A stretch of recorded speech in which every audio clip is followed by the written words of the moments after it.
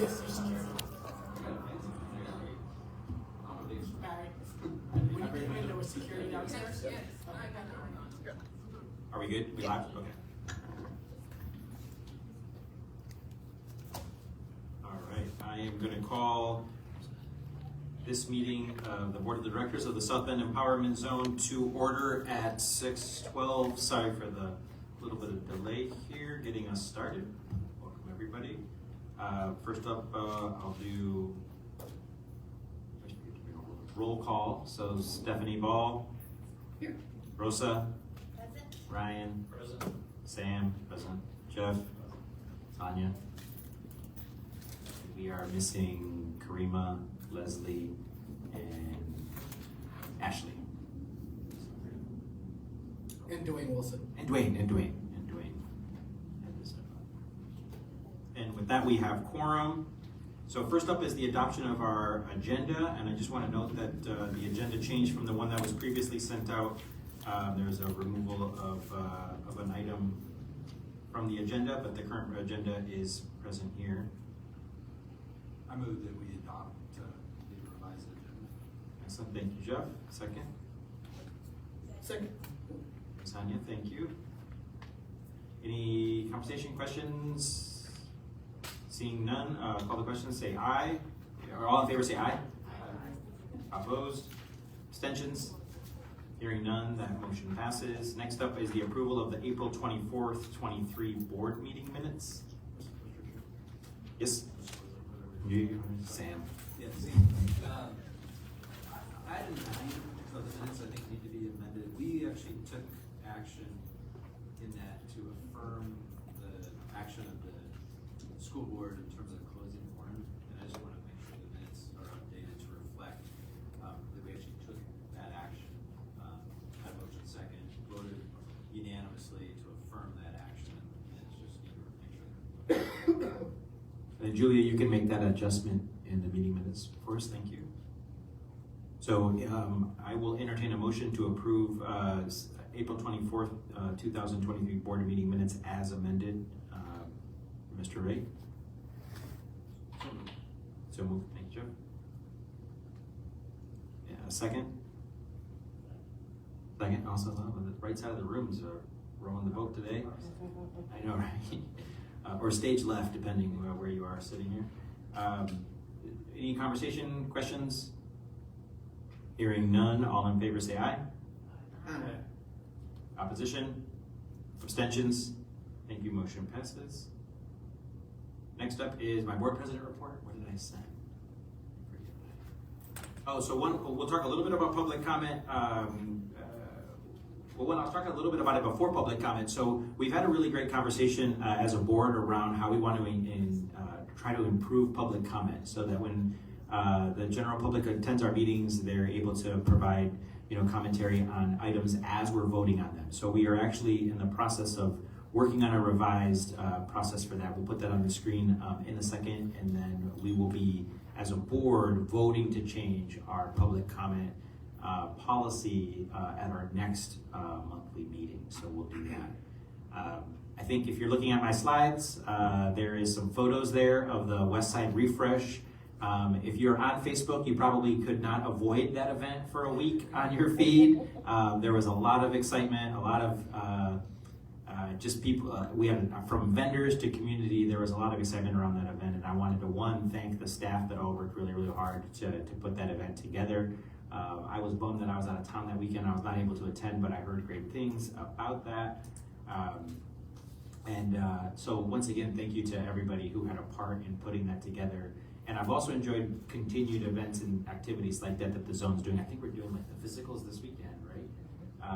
And a special thank you to Adrienne Batiste as well for helping to make that happen, as well as everybody else on the Empowerment Zone team for doing that event. And then we're coming up to the end of the school year, right? So my oldest graduated college last Saturday. I've been loving the feeds of from IU South Bend to Ivy Tech to, of course, South Bend School Corporation high school graduations coming up. But probably my favorites are actually in the zone when we have our kindergarten graduations to go to. So as we get to the end of the school year, reminding folks, making sure, I know the weather gets nice, but making sure kids are at school and getting ready, to have a great, successful end of the year. And I look forward to seeing the end of the year celebrations at our schools. And that's a good reminder, since you're new, to make sure to invite the board.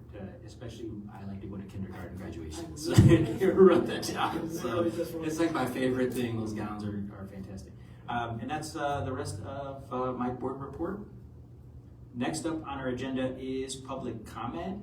And so currently at our regular board meetings, we take public comment at the beginning, where the public comment is welcome to, I'm not going to necessarily read the whole thing, but give comments and literally about anything at this portion. What we're looking to do to change this, and Julia, does this slide maybe we can put up, or do you have it later? It is not, but I can add it in. If we can't now, that's fine, or we can do it in a second. And I'll describe loosely what we're going to try to do, and we're going to work on this as a proposal for our board to approve at our next monthly meeting. Is what we would like to move to is that on our agenda, when we have items that we're going to vote on, that we would take public comment per each of those items at that time, and restrict comments then to that item. And so then the board will hear those comments before we vote, and also be able to kind of have another conversation based on potentially what the input was from the public. So we want to make sure that when people come to our public meetings that we're able to engage and listen and take public comment in while we're doing that. And then we would say at the end of our meetings, doing a general public comment for any general comments that somebody would like to make to our board. And so we are going to work on a way to fine tune that, but we really had in our minds a way that we want to make sure we engage everybody who attends our meetings well and wants to give a comment. And on that, we will entertain public comment now on anything. I mean, not anything, but within reason. I'm not going to read the policy because people are here to try to read the policy out loud. I should. I always forget. All right, so at regular meetings, the public is invited to address the board for 3 minutes regarding items for 3 minutes. Individuals may only speak once during this section of the agenda. Speakers shall properly identify themselves after they approach the podium by stating their name and address for the record. Personnel issues are not to be addressed during open sessions of the board. The board president may interrupt, warn, or terminate a person's statement if the statement becomes personally directed, abusive, or obscene. And with that, we will entertain public comment.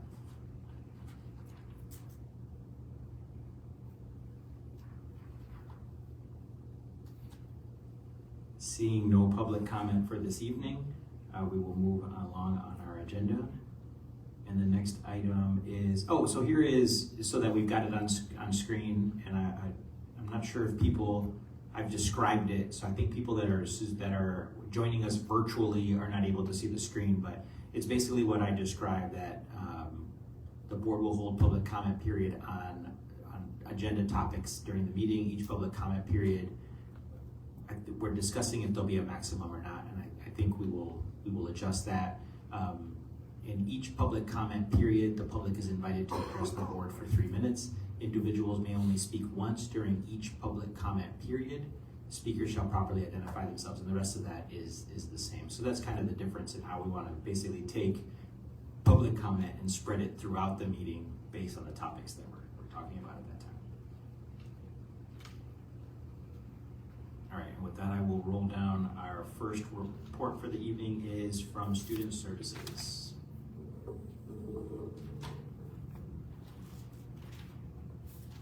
All right, good evening. The first thing that I will be presenting this evening is our student transportation policy. As you can see there in the first bullet, this is solely about transporting students to and from school. It does not apply to any midday transportation, change student eligibility for transportation, or apply to students with IEPs or 504s. We're going to implement this transportation policy in 2 parts across the 23-24 school year and 24-25 school year. So part 1, beginning next year, newly enrolled students who do not live in Boundary will not be eligible for transportation.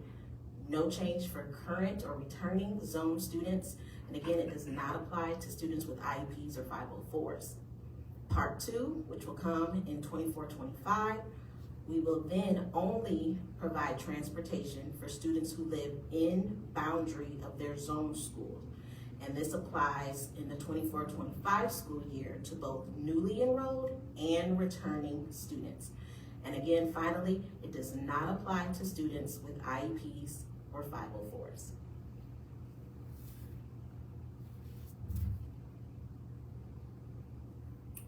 The next piece is an overview of the new transfer policy. And as linked there, in March, there was a joint student transfer policy between SBCSC and the zone. And we are going to be interested in, I should say we are interested in implementing a policy addendum. Some things to note: it is not intended to limit school choice. And there you have listed are the goals of our transfer policy, or I should say our addendum to the current policy. And so one of the major things that is listed there as one of our goals is to align with the master facilities plan, and we have to basically follow the consent decree. So those first two. But those are the main 5 goals there of the addendum to our transfer policy. And so here lists the joint transfer policy currently in place and what parents need to do when they are requesting a transfer for their student to another school within the corporation. On the next slide, you will see the joint transfer policy continue.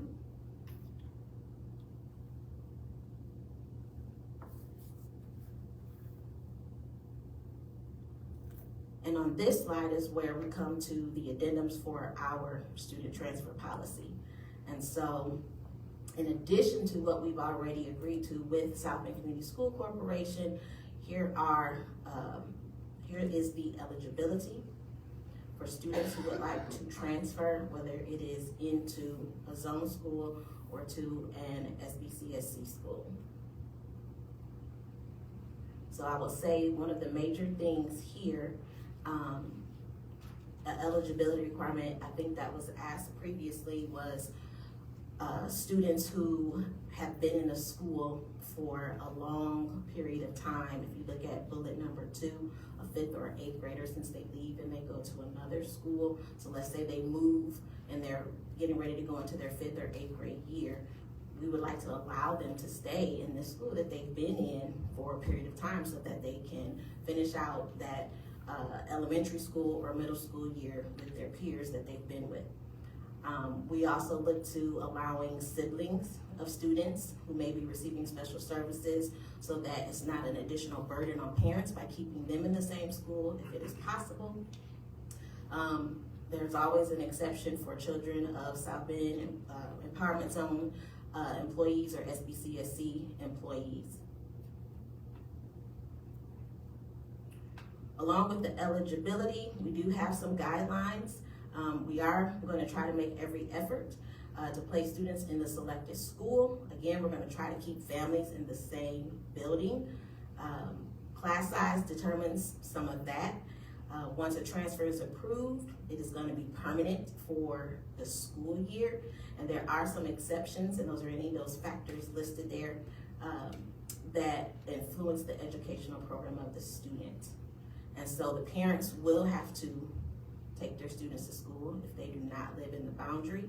And again, the in-district transfer policy, students may be reassigned at any time to a different building if there's any type of concerns.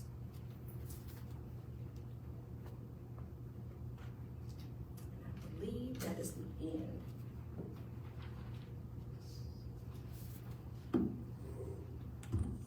So we'll vote on these one at a time, and so we will start, so what I'll do is I'll entertain a motion to approve and then we can discuss. I'll entertain a motion to approve the transportation policy. Can I just ask, would it be appropriate to have discussions and questions prior to the motion, or should we try after, right? I don't know, it just, in a way, it feels like, if there's a chance to ask questions, it feels like maybe, I don't know. Sure, yeah.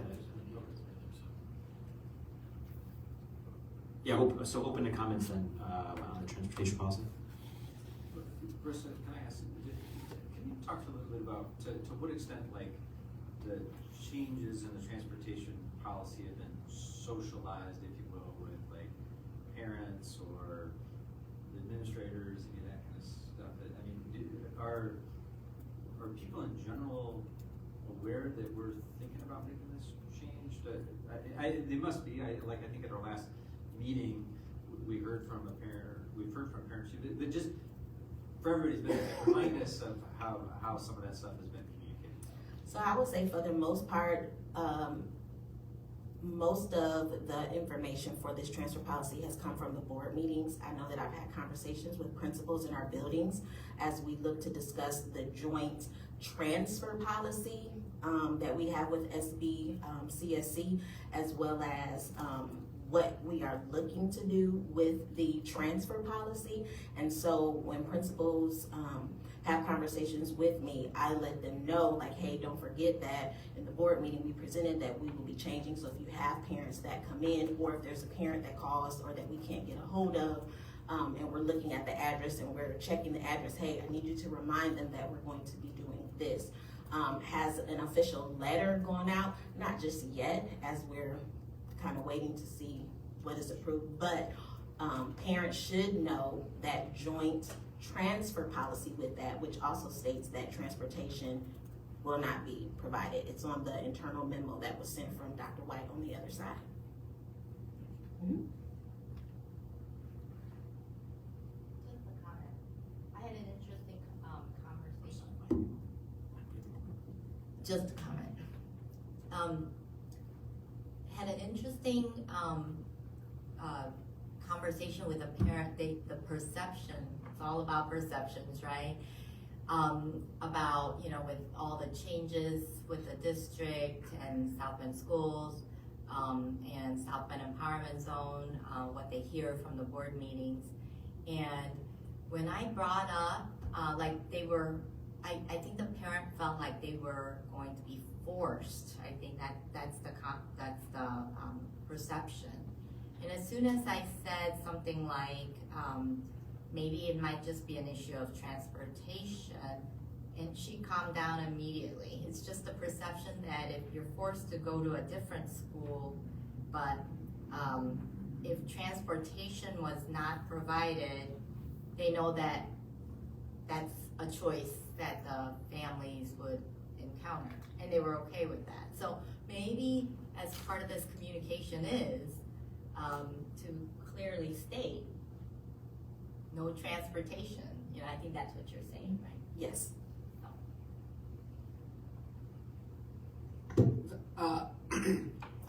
Just to jump in very quickly. So I do want to be clear that it has always been standing policy that if students attend schools outside of their home school, that transportation may or may not be provided. And that's always been a district-wide policy.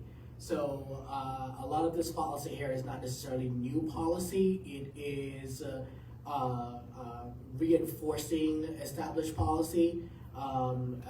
We saw in a couple of different areas over the course of this school year where families or even staff at the building level weren't necessarily aware of the transfer policy and the transportation policy.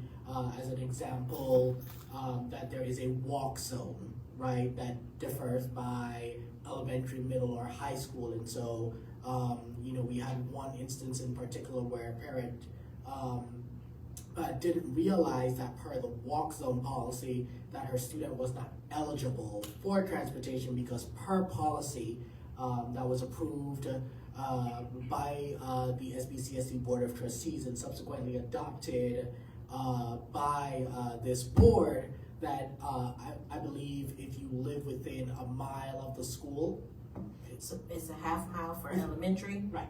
It's a 1 mile for middle school and 1.5 miles for high school. Right, and that you're not eligible for transportation, right? And this has been a long established policy.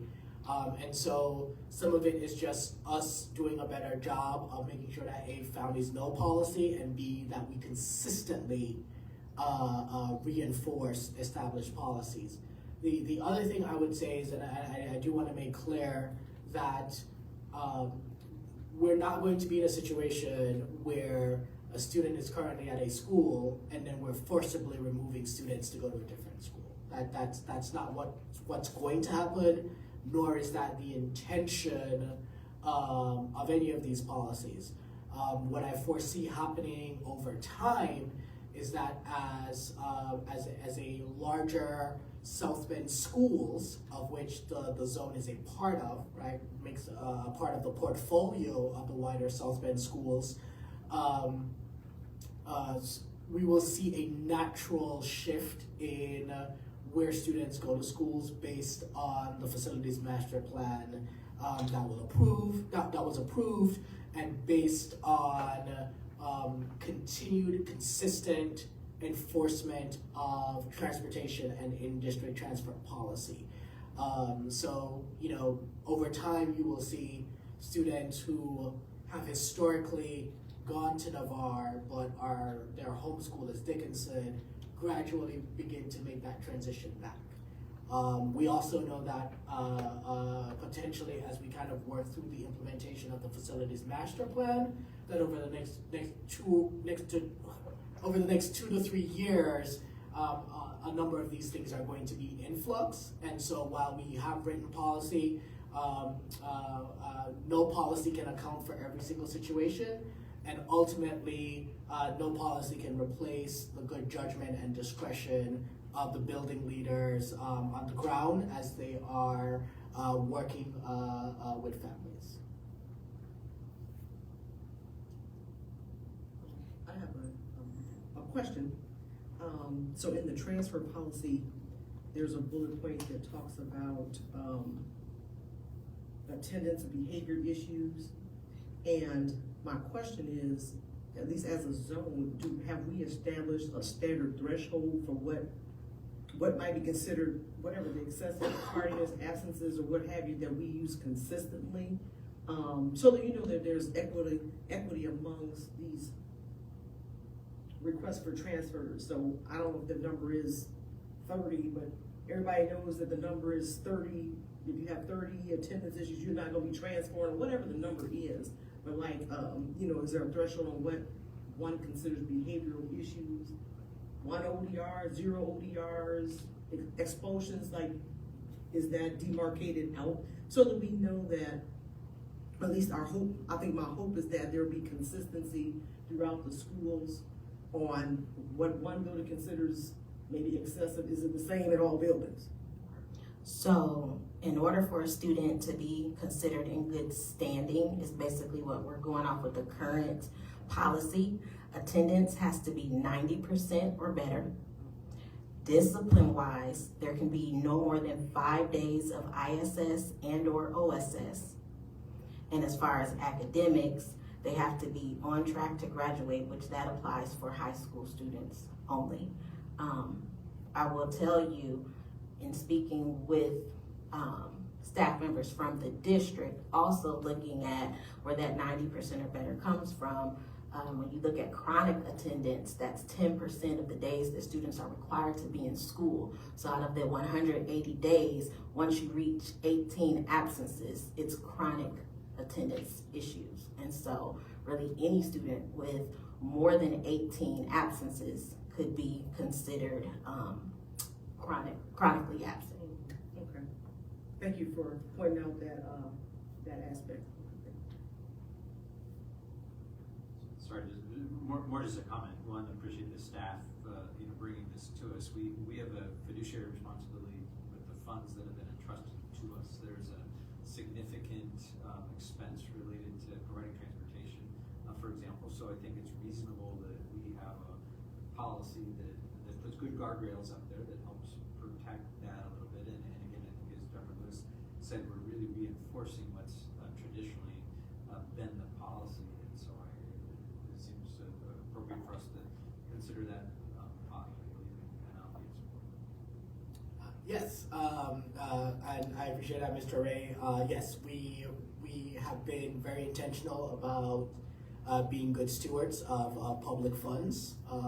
This year, as we presented in our budget and finance report at our last meeting, we have, as well as at the State of the Zone presentation on May 1st to the Board of Trustees, this year alone, we have been able to cut our expenses by $2.3 million. And for the proposed budget for the 23-24 school year, it is approximately $3 million below this year's current budget. So we've been very, very diligent about being good stewards of public dollars, as is our responsibility as a public school system. And so things like transportation policy, making sure that we're not transporting students from the farthest point in the city to the other most farthest point in the city will be beneficial in us continuing to be good stewards of public dollars. So, thank you. Other questions on transportation policy, and then we'll do the transfer policy next. Hearing no more questions, I'll entertain a motion to approve the new transportation policy. I'll move for approval. Thank you. Second? Second, Stephanie? All right, all in favor say aye. Opposition? Abstentions? Passes unanimously. So next will be the transfer policy. I love taking a look at this, and I love that the staff always does a great job of predicting the anomalies. So the first thing I thought of, what about the 8th graders? And then later I see, oh, we thought about the 8th graders. So I appreciate the thoroughness in the policy and really trying to think through every scenario for families that have children at multiple schools, multiple ages. And so I thought this was a very thorough review of that. So I think that, and I take comments, questions from other board members. Just a quick question, I had looked at the, transfer form. Do you have any concerns with parents being able to produce the documents that you requested, that we're requesting? I know that they have like 30 days to provide that kind of proof of residency and such like that, and I thought, yeah, at least it's reasonable. Closing docs, I mean, you know, people will have them, but I mean, I don't know, I just thought, is that a little onerous, or is that like a standard operating procedure that is kind of standard common language that people would provide, a deed or a mortgage or the utility bills I get, but I was like, oh, okay. Yes, I have seen it in previous school districts where I have worked to show proof of residence. Again, this is a starting point, so that particular piece can always be amended to better fit. You know, we don't want to turn people away, but we're also trying to make sure, you know, and I know you know that, Verify that, yeah. try to verify that they actually live in, you know, the boundary. So I just know in other places where I've participated in where I had to decide whether a student enrolls or not enrolls, these were some of the very specific things that were asked so the student could attend. I would also add the documents, utility bills, lease, closing documents, warranty deed. It's standard. That's what we used in Georgia, New York, California, Louisiana. So these things are pretty standard in terms of proof of residence. And again, parents typically have 30 days. If families, and it's important to know, if families make a good faith effort towards producing what is required as a part of the enrollment process, we will work with them. Sure, I mean, I understand definitely we need to do our due diligence, and I just, you know, it's always that balance of not being too onerous, but getting the right documents and getting enough information, so, yeah. Thank you. I have a quick question. Is there something for, this may have been what Stephanie was talking about, special circumstances? So those families who are put out or, put out of their house, living with other family, their names are not on utility bills. How are they proven, okay, my kid is not living where we used to live? We have special circumstances. We're in a situation where our family is quote-unquote homeless, or maybe living at the homeless center, and they're not gonna have utility bills. Are there procedures put in place for situations like that? Yes, they are put in place. It's called McKinney-Vento. And so once a school knows that a student or a family may be houseless for a time, Adrienne Batiste, my director of student wellness, gets those names from the principals or other admins from the building, and she turns them over to Rochelle Brown, who is the McKinney-Vento liaison for the district, and then we set up transportation for those students so that they can continue. So this would be a personal choice by the parent, or if a student is requesting to go to a different school than the school's boundary that they live in. So that particular one is a little different.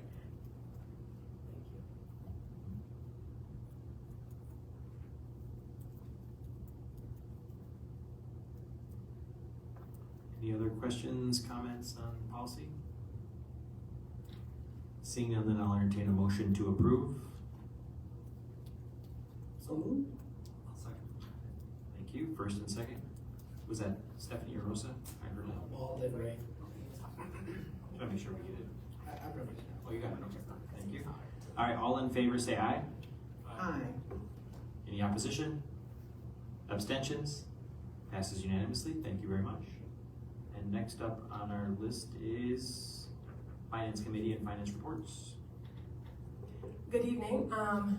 Attached, you'll find the Zone 501c3 expenditures to date for March and April, as well as our expenditures across all funds to date, and projected revenues and expenditures for the next school year.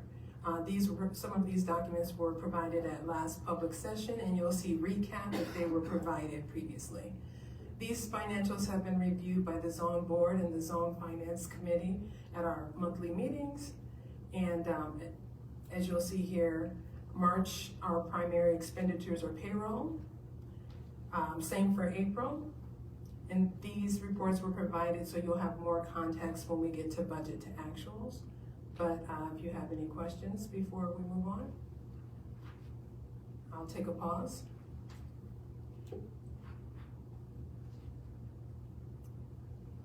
All right, looking at April expenditures.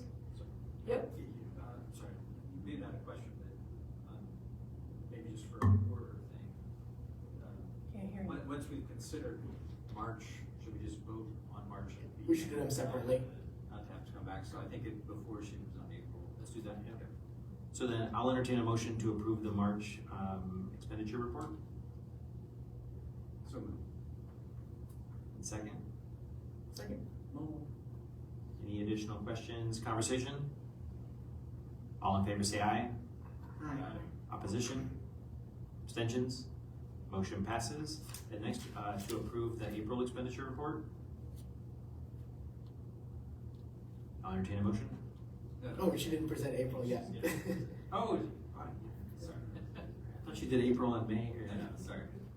or not April, May, but Yep. March, April. Right there with you.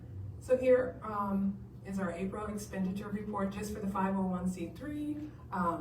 Again, you'll see our primary revenues are from the district through our grants, and our outflows are primarily payroll.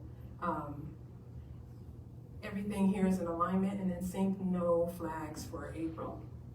You can see how this fleshes out on the next budget to actual, but I'll take a pause here if you have any questions on April expenditures.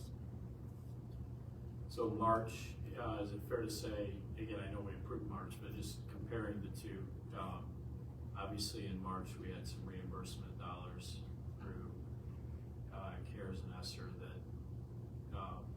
April, I would say, is a more standard month. Is that fair to say for April in terms of when, as you can see in the report, we're just matching our payroll cost with the reimbursement we get for our normal payroll expenses? Exactly, definitely fair to say. April, we sought, we moved some folks off of the general fund and moved some onto grants, so that's why you see that March reimbursement quite large.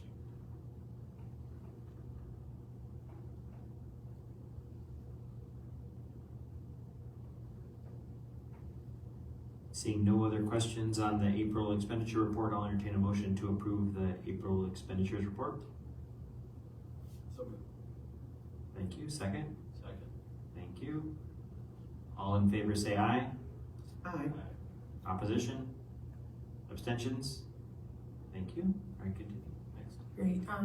Next, for context, this is where we stand on the budget to actual slide for the 501c3 fund, which we have approximately 1.1 million in that fund initially at the beginning of the year. The year is about 83% passed, and we have spent about 70% of that budget, so we are under budget, and part of that is we did move some folks over to grants, which is perfectly within reason to do so. So some accounts you can see over, some under, but we're still under budget. And we could adjust that next year if we see that, hey, insurance has ticked up or anything is ticked up, we can adjust this budget as we go into the next school year. You can see some lines didn't even have a budget that maybe we weren't anticipating, but we can build that in for next year. One question, just for clarity, out of the $1,087,000 or so, the school improvement grant resource money, that is in effect is the majority of the revenue within our 501c3, correct? Actually, we're gonna slide coming up.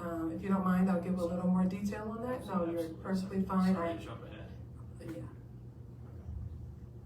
And part of the reason, and I appreciate you'll get to it, but just continuing, I think, to provide clarity on the bucket of funds that comes through normal processes for state funding through the school corporation that we receive, and then the funds that we also have that are which is obviously much smaller, but just that functions as our own 501c3 and what we do with those funds. So yes, I know I'm sure you'll get to it. I just have one quick comment. So this is from our state tuition support, our education fund. That's pretty much taken off of that fund and transferred to us in 2 increments per year. So it basically is provided by state tuition support and SIG. We can, you can see that grant will be discussed next. So, yeah. Let me also add, in particular for members of the public, that one of the things we shared at the State of the Zone presentation to the trustees was that we did publish a 3-year financial historical analysis as well as a look ahead. That document, which I think is about 6 or 7 pages, includes all of our funding sources as well as how funding works for the zone. That document is available on our website, and it was also included in the packet that was distributed at that May 1st presentation. So if anyone is interested in getting a better understanding of our of how we're funded as well as our current financial health, that information is publicly available on our website. What is the charitable contributions? The charitable contributions line is added this year because we have a director of partnerships and development. I think I just butchered his title, but he actively fundraises this year. So some of those funds, this line item was set up because the deposits are made here and we make some of the purchases on their behalf for their events for student services. Some monies also can be set up with the district, but we take the smaller donations so they have more flexibility and expedience in ordering things for their event. But if it's a little larger donation, we just go through the process and send it over to the district, set up an account there, and we can use it on that side. So it's a pass-through for. And as a reminder, so far this year, in terms of direct donations as well as in-kind services, we have garnered a little over $460,000 so far this year. A lot of that credit goes to Mr. Yezel, Ryan Yezel, our Director of Partnerships. And again, that was presented at the May 1st State of the Zone meeting. which is also available on our website, SBEZone.org. Just one quick question about the insurance, because it is over what we anticipated spending, and you can correct me if I'm wrong, we procured that through the school board, yes, our insurance?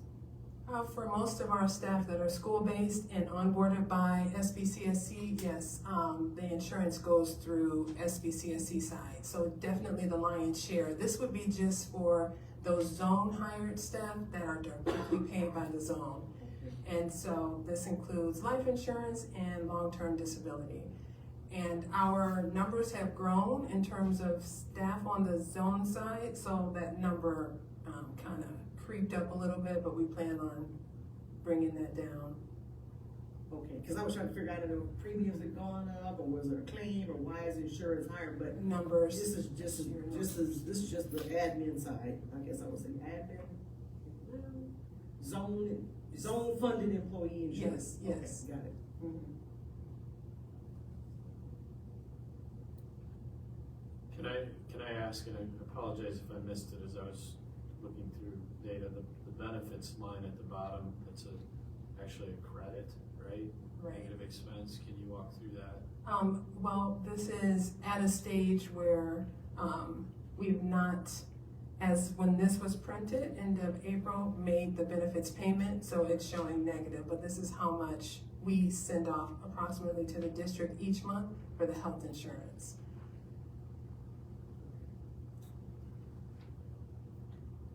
I can get into some accounting with you why it's showing negative, but I'm sure the public doesn't want to hear. I'd be the only one that would enjoy that discussion. Yeah, We'll let that go. I was ready for you in case you were curious, but. So, can I follow up your comment about the amount that we brought in from just general contributions? What I'm wrestling is with where that shows on the revenue. Is that reflected on is this the contribution line that we see on our expenditure lines? Is that where that flows into the overall budget? Or even when I look at like the all funds update or the budget next year, should there be a line item for that fund somewhere? Well, we didn't have a budget for that when the prior year or the current year's budget was created. We did not have this role actively seeking those funds, so that's one thing. So when the fundraising started, we had to come up with a mechanism to track it. So primarily, like, let's say, for example, one of the larger checks that was brought in from SB Alive for the elementary sports, that was set up as a gift fund with the district, and any expenses for the elementary sports would go straight through the district. So the larger ones are going over to the district, so, and yeah.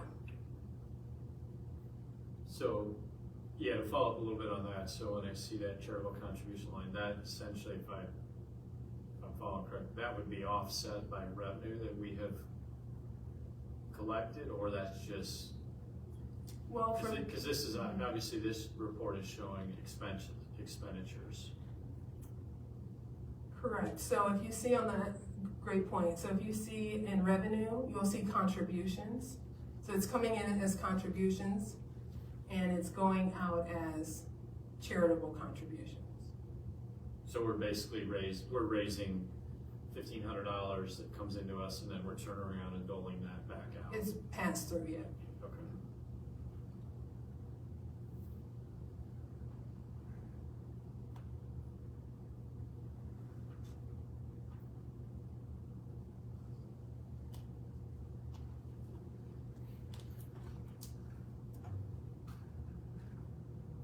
And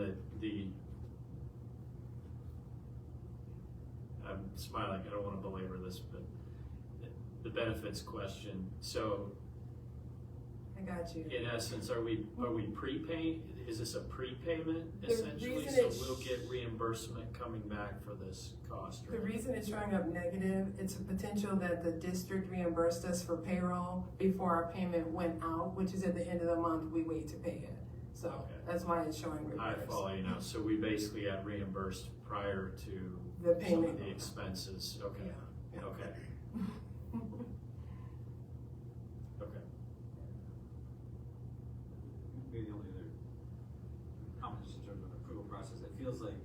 this page is part of the April financials that we really already approved, so maybe no more necessary action.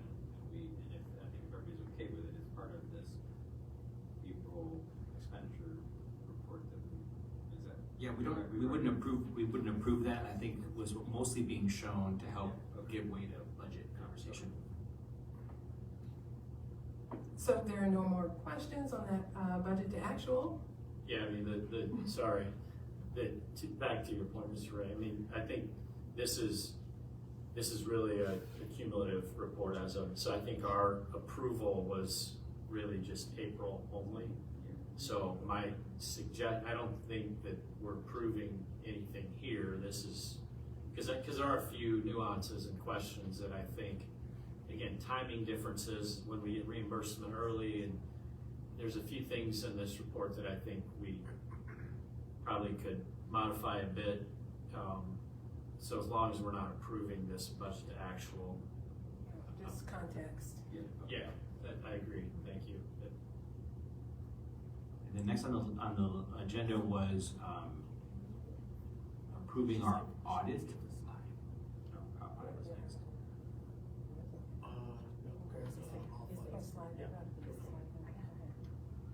Perfect. So just before we get, wait, I'll follow your lead. There's one additional update that was provided probably after this order was set that we were waiting on the district for, so I think that's the issue. Just to provide the board and the public an all funds update, we just focused on our 501c3 that the zone has agency over. Here's all our other funds, including the 501c3 you can see there that fund the whole zone. So this is the all funds update in your packet. Ms. Roth, before you continue, I appreciate that distinction, and not everyone might be aware of that. So there's two different pots of money, so to speak. And you mentioned the 501c3 is what we have agency over. The other $36 million, for the benefit of the public, can you talk a little bit about that? Oh yes, of course. So the other 36 million of our budget is held with the district. So for example, you'll see here an education fund, which is based on state tuition support and some other formulas, comes through to the district, and our salaries come out of there, and the district pays those on our behalf. So everything here the district is paying on the zone's behalf. Everything that we get essentially, except for just a few fundraising dollars that we discussed that we got this year, everything the district, it goes to the district first. And if we need to spend down an account or charge against an account, it has to go through the district's approval process. So the zone is not, have $36 million in its coffers per se. We have agency over just about 1.1 million. Per year. The rest the district does. To tack on, so for clarity, to tack on to that, whether the zone existed or not, there's 35-ish, I'll put in air quote, $35-ish million that's flowing through for these students, whether they're in the zone or if the zone didn't exist and they're in the South Bend schools pre-zone. Yep, and we only get to that point, our pro rata share of each of these funds. So our education fund is based on our student count, any share of operations or referendum based on our student count, percent in relation to the zone. Everything here is based on a pro rata share of zone students to SBCSC students. Thank you. So just to summarize this page, this gets us to March 15th. We're about a month and a half before our fiscal year ends, so we're anticipating on spending about $5 million more to get us through the school year, which would include summer school and transportation costs.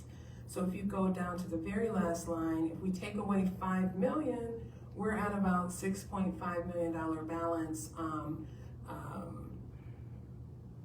hate to say under budget, cautiously saying under budget, but yes, we will have, it looks like we are gonna have these funds for next year, which is going to help us avoid that budget cliff that everyone had heard about, that ESSER budget cliff. Albeit we do need to spend it by September 2024. So these primarily, we will be carrying forward ESSER dollars that's going to help us next year. So this projection has improved slightly since I presented the budget last month.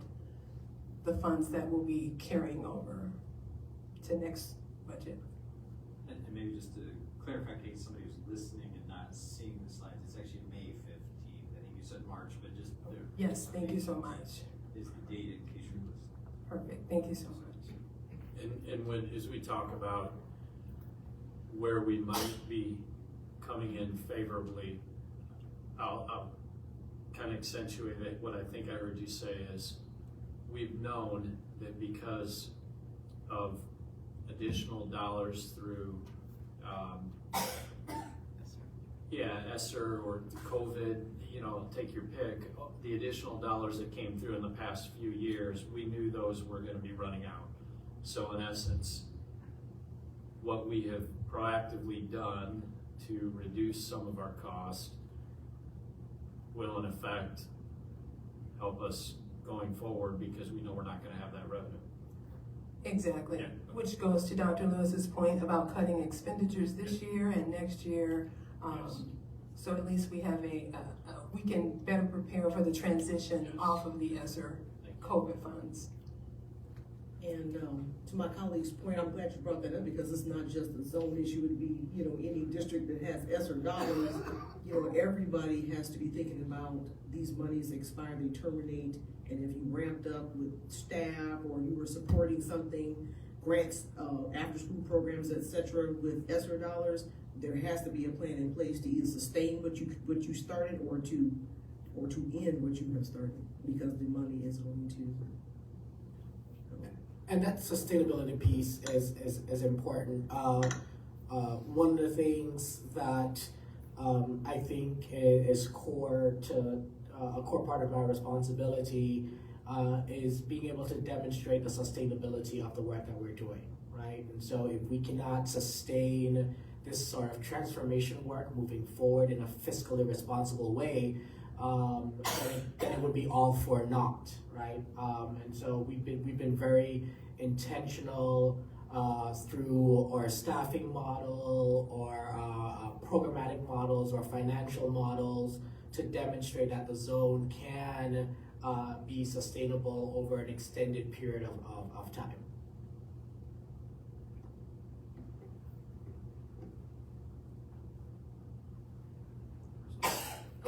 No action here, right? This was No just a action. report out. Yeah, just a report out. So next up on our agenda is the audit reports.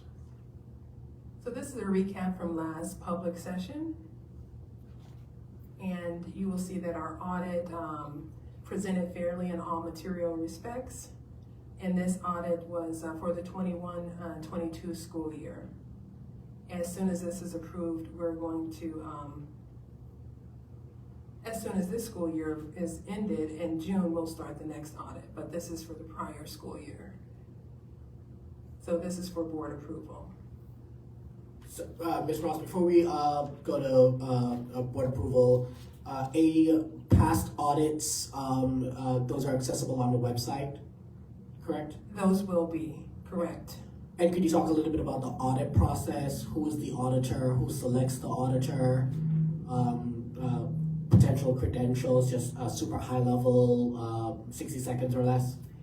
Sure. This auditor was Dave Aronowski. He's a local CPA here in South Bend.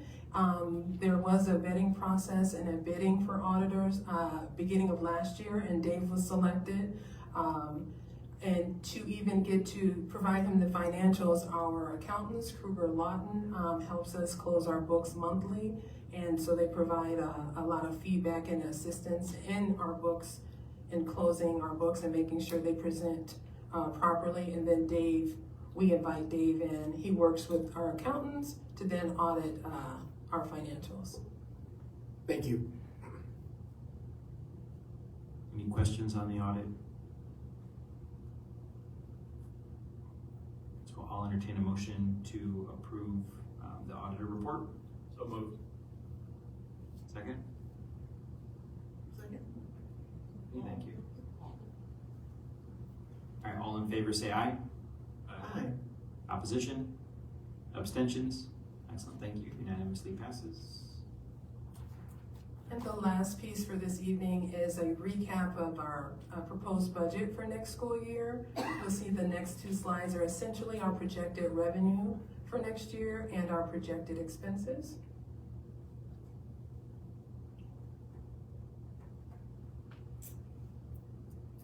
Highlights our budget is our budget is decreasing, and you can see some of the notes on the right column, why some funds are going down and why some funds are going up. So we project a $33.3 million budget revenue for the next school year. And you will see last year, this current school year, 22-23, was $36 million.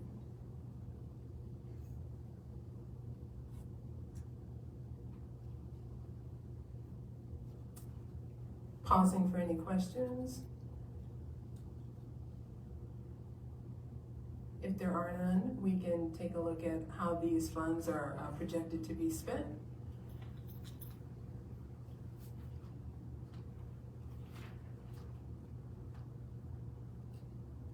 This is divided by school or cost center. In the previous board meeting, there were more details, so this is just a recap for the board and the public's viewing for the approval.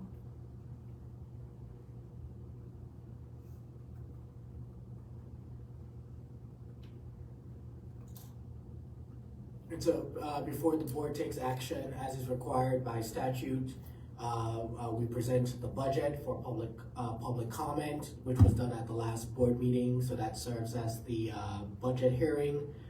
We did have members of the public present, and then prior to the vote, after said first public presentation, there should be at least 10 days before the board can adopt the budget. And so that was a month ago, we follow the same exact statutory regulations as is required for any public school entity, which we are. And did you receive it? I don't recall off the top of my head, but I do remember that we did have some public comment at the last meeting. I'm not sure if the public comment was specific to the budget. I will also say that at the town hall meeting, which happened after the last board meeting, some of the questions that I got did relate to our finances and our budget and how we spend our money. So while not specific at the board meeting, the public has been knowledgeable of the budget and has engaged in at least two separate occasions prior to this adoption of the budget. Thank you.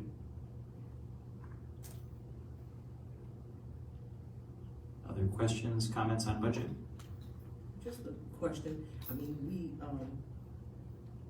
do know that there's a lot of conversation and thought process that go into kind of trying to allocate the dollars for each area. And just as an example, for the operations maintenance of plant line, where you have different dollar amounts allocated per each school, is that the way you arrive at those allocations, is that coming, I would assume, from our purview of looking at what needs are there in buildings in conjunction with the corporation and facilities management plan and all those things? So is that how we kind of arrive at some of those figures? How do we disperse? Yep, that's an excellent question. Actually, this is based on historical spend, as namely 22-23.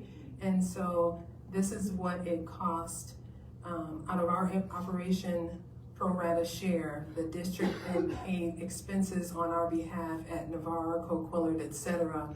for water, gas, electricity, facilities maintenance. So they paid this on our behalf. So we can see which schools cost more to maintain and which don't. So historical. Okay, so this particular one is just historical, just based on historical information. Yep. We do have flexibility to move things around, but historically, yes. yeah, I mean, anything could happen, I don't know, but, let's say if we were blessed and someone installed some kind of solar panels or something that saved us money, then, that would be a great thing, but we couldn't project that would happen now, but, I mean, something that might bring our costs down, but it hasn't really happened, but Well- how that adjusts and could go up and down or just. So on the revenue side, we typically are conservative in terms of how much revenue we anticipate that we will bring in. But then we do a similar thing or the opposite on the expense side. So we typically will say, okay, what did we spend this year? Let's increase that by 3% or 5% depending on the area, right? And so hopefully we come in under. That being said, I'm glad you pointed out operations maintenance plan as an example, and Ms. Ross, you mentioned the district pays on our behalf. Just so that we are all clear, the zone is responsible for paying its fair share of all these various expenses. So these are not things that are provided to us in kind. To the district, we pay for a variety of services. So we pay our share cost of the SSC bill, for security, for water, for you name it, whatever you want to name it, and you can provide more details there. So we have to, with our budget, not only pay for staffing and programmatic areas, we also have to pay for operational areas as well. And I think sometimes the public might not be aware of how we use all of our funds, but we are paying insurance and everything just as a corporation is as well.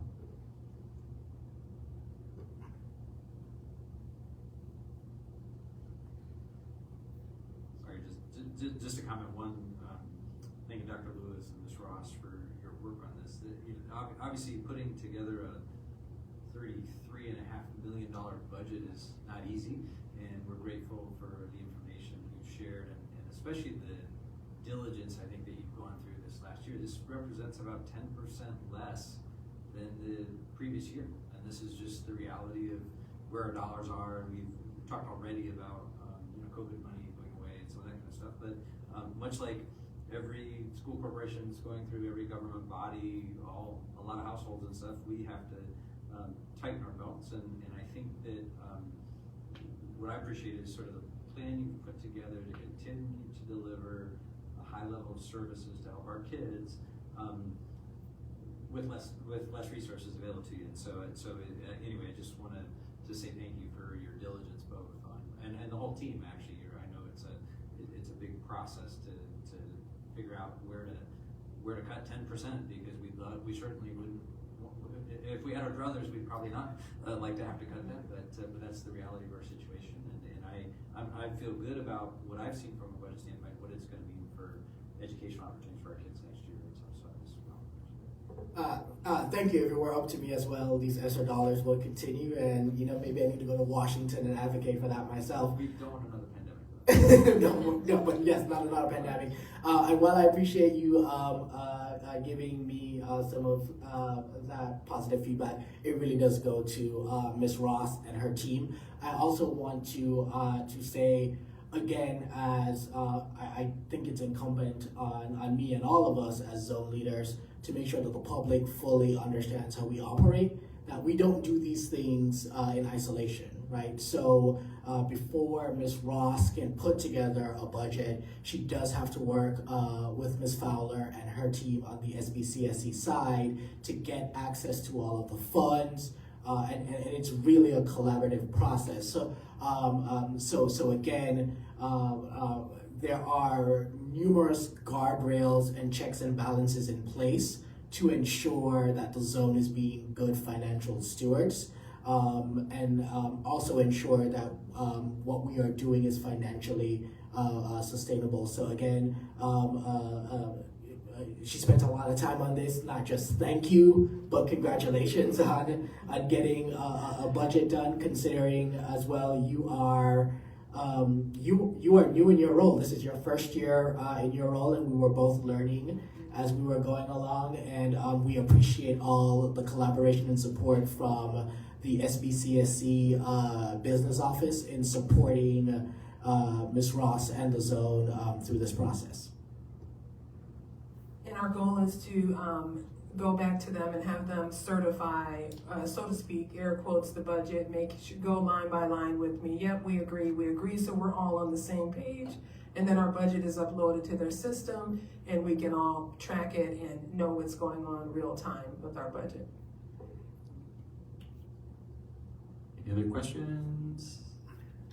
Seeing none, I'll entertain a motion to approve the budget for the 2023 to 2024 school year. So moved. Second. Moved and seconded, all in favor say aye. Aye. Any opposition? Any abstentions? Seeing none, that passes unanimously. Thank you, Ms. Ross. Thank you, Ms. Ross. Congratulations on getting your budget adopted. That was a lot of work. We did the bulk of the agenda today, so good work. Thank you. All right, so next up on the agenda is the zone chief report. All right. I'm not sure how I feel about being towards the end of the agenda. We'll have to, I don't know. My penance. Start my timer. All right. So this is actually going to be a super quick zone chief report. We think.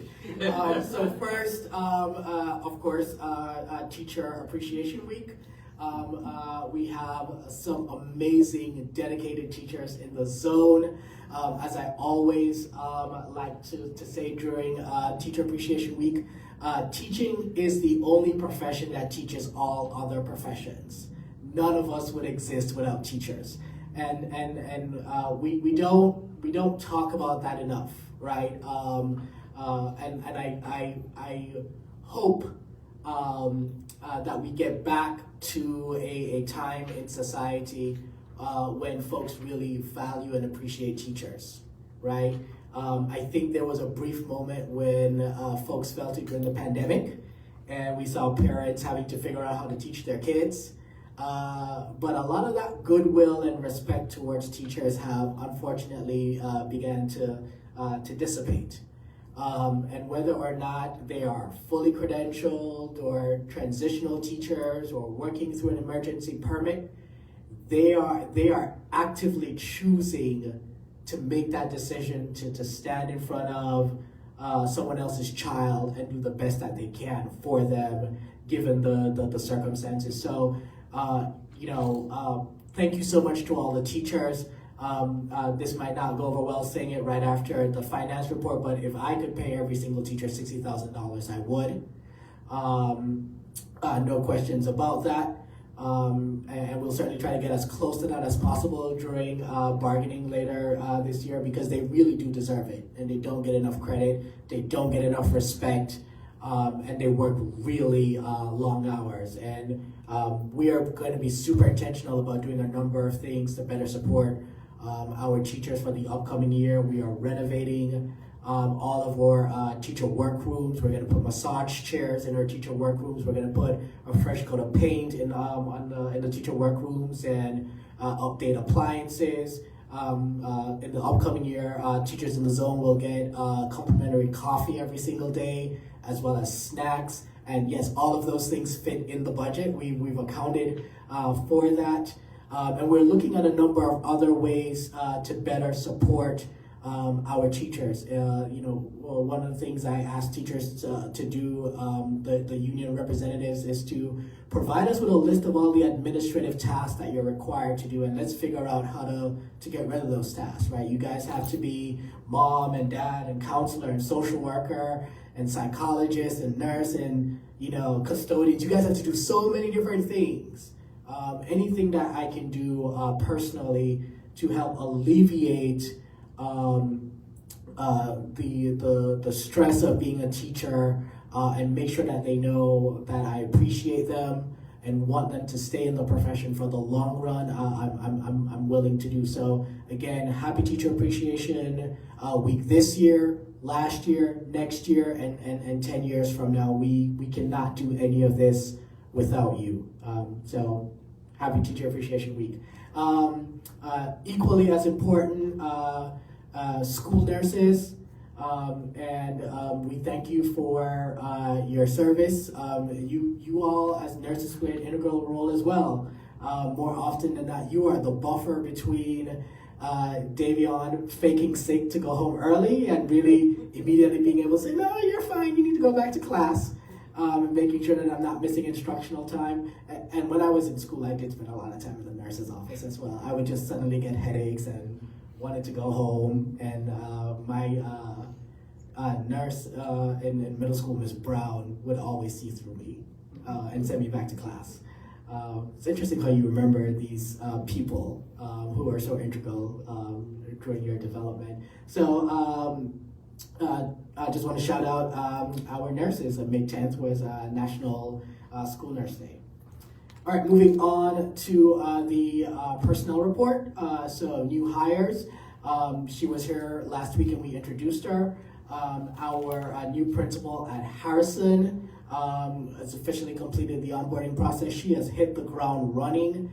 I had a great meeting today with her and the leadership team. I've heard a lot of great things from teachers. I know that she's already looking at routines and procedures and already thinking, have already begun to pilot various initiatives that she'd like to implement next year. I also want to, as a part of making sure that Ms. Jimenez is successful in coming in as a new principal at Harrison, I do want to recognize and thank the former principal at Harrison, Ms. Carla Lee, who since January has been serving as a school transition advisor. And she's worked very well with Ms. Jimenez, making sure that she could hit the ground running.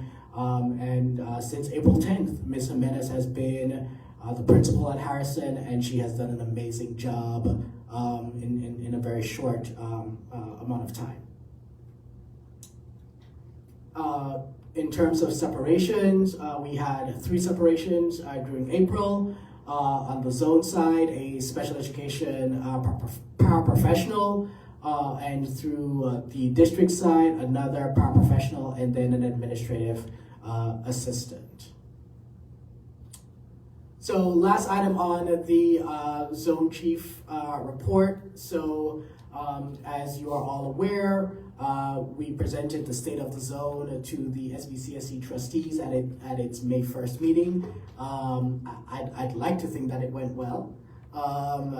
Based on some of the feedback, we provided a comprehensive report, and we shared essentially what's here on the slide before you, that we are in the pursuit of progress, not perfection. That today is better than yesterday, and tomorrow is better than today. And I think it's fair to say that the zone today is better than it was yesterday, better than it was last year, and that our students today are better off today than they were a year ago or 3 years ago prior to the zone's inception. And so we continue to move along that continuous improvement paradigm until we can get to a place where we are really making dramatic, systematic change, positive change for students. Since then, as presented at May 1st, we held a town hall meeting at Navarre Middle School. I believe that was on Tuesday the 9th. We did not have a lot of people attend in person. I think we had about 30 to 40 people. We had a mix of community members, teachers, we had some board members. We did also have one SBCSE trustee member attend as well. And last I checked on Facebook, I think we've had several hundred views, maybe over 500 views. So people engaged more virtually than they did in person, which has been the case with all of the town hall meetings that I've had. Although I'm starting to wonder if people aren't coming because they're just tired of hearing from me. I mean, since October, I think I've done at least a dozen town hall meetings for various reasons. And so I know as we shared on May 1st as well, as we work towards a June decision or a June clarification in terms of how the zone will move forward. Yesterday, this board, I was not in attendance, but this board met with the SBCSE trustees in its executive session. And so, I'm looking forward to hearing from the board if the board will discuss now some highlights or some additional thoughts or feedback. But you know, I'll say to folks out there, as I said, on May 1st, per the MOU, the zone automatically renews.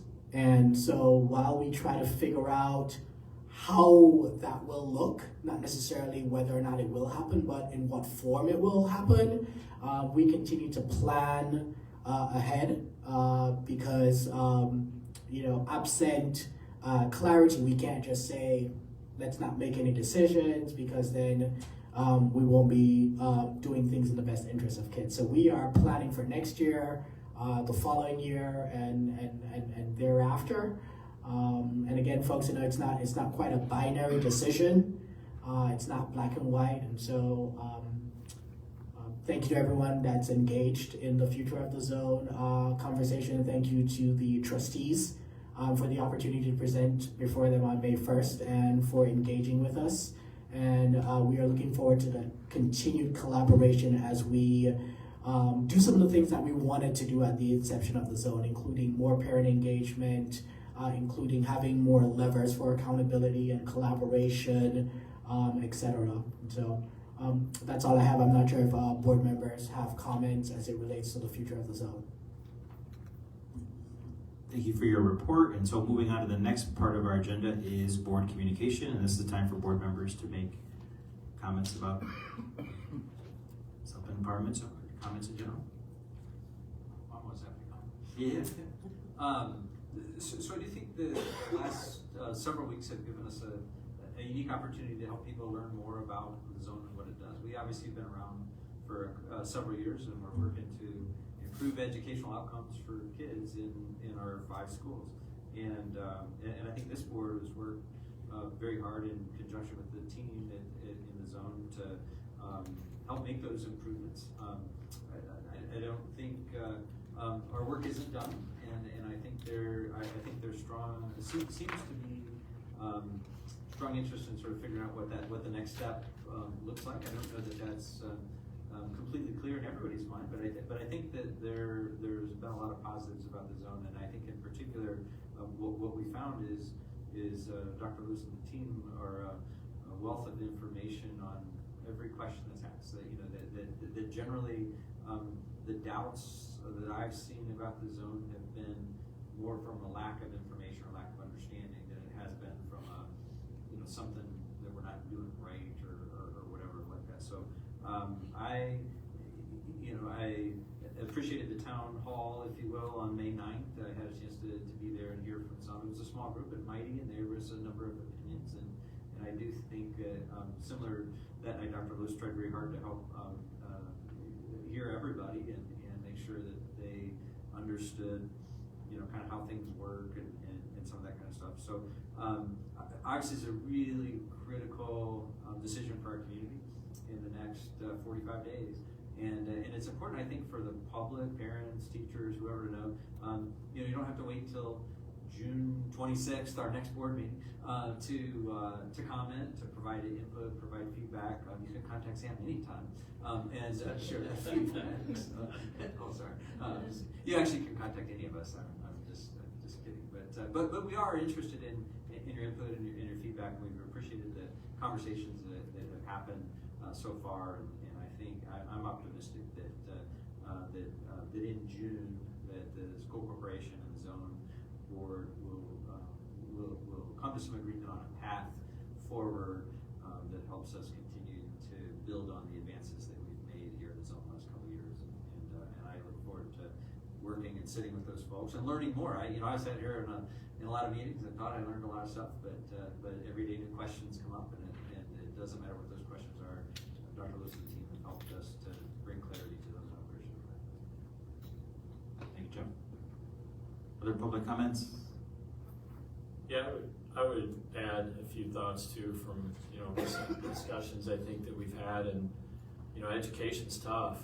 We've learned that, and it's certainly amidst through a pandemic, even more challenges. So I think to Mr. Ray's comments, I mean, this was rolled out quickly when it was done. Right or wrong, we won't revisit the past, but you know, I think the first couple of years as we've gotten our footing through the pandemic, I think we're starting to hit a little bit of a stride in finding some progress and seeing some opportunities. And I think that's the most encouraging part based on recent discussions is I think there's been a lot of thoughtful dialogue of folks that are passionate to improve the outcomes for the kids. And I think, you know, with all that being said, I think everyone, whether it's at the trustee level, the school board, or this board as well, understands that this is just about getting better outcomes. And I think we're working towards that. I love the comment at the end, we're not gonna be perfect. No one's perfect in what they do in any business or any organization, but we are making steps, we're making progress. But probably what's important from my perspective for the public to know is there's a lot of thoughtful collaboration right now between the trustees and the zone board here based on recent discussions. Tough questions, and they're fair questions. I think they all need to be raised, but for the most part, you know, I think we're making some progress and asking the right questions. Appreciate the leadership, appreciate the transparency and the strides and the steps we've made, especially in the last year or so here to bring more clarity to things, I think to help the community understand, you know, how we're operating. And, you know, I think we're laying the groundwork to hopefully continue to build on the small wins, because we'll take them all, right? We don't need a home run every time. It's the singles and doubles. Gotta get on base. Yes, we get on base and we keep hitting singles and doubles, and you get a few home runs here and there, but we just keep making a little bit of progress. You know, I continue to be encouraged that we're doing the right things. So thank you to team, leadership. Feel pretty good about where things are headed. I also want to make a comment about, especially the ones that we work directly with, your leadership team. The competence is just, they do things with excellence.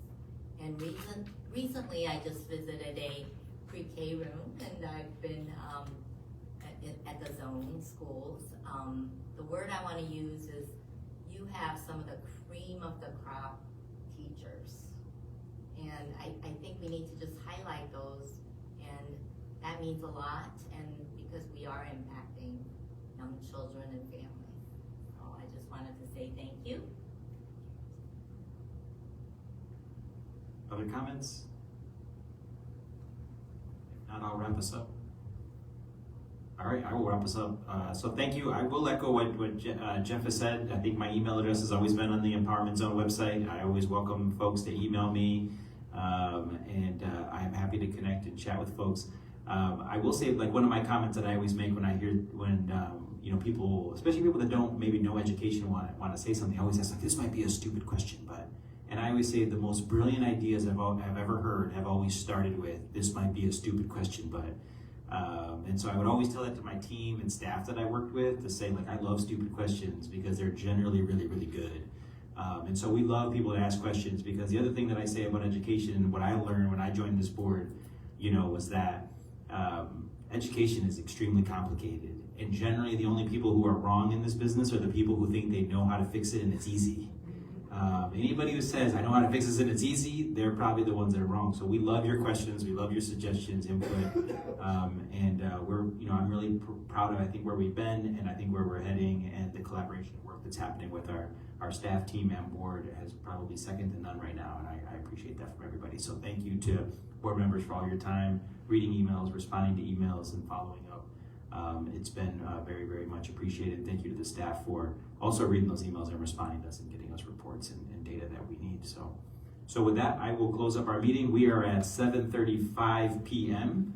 and this meeting is adjourned. Thank you, everybody. Have a great evening.